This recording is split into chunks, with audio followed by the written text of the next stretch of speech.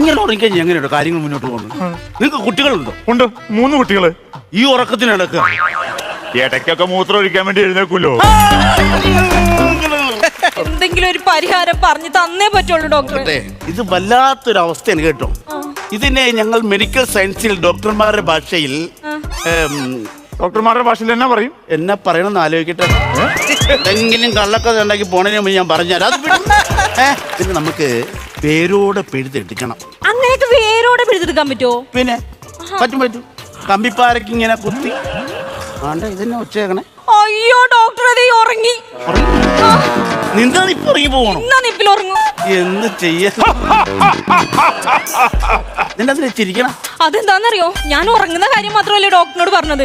ഇങ്ങനെ ഉറങ്ങി പോകുമ്പോ ആരെയാണോ സ്വപ്നം കാണുന്നത് അയാളുടെ ക്യാരക്ടറായി അങ്ങ് മാറുവാ. പിന്നെ പഴശ്ശിയുടെ യുദ്ധം കമ്പനി കാണാൻ പോകുന്നതേ ഉള്ളൂ. എന്റെ ദൈവമേ, ഇന്ന് പഴശ്ശിയാ.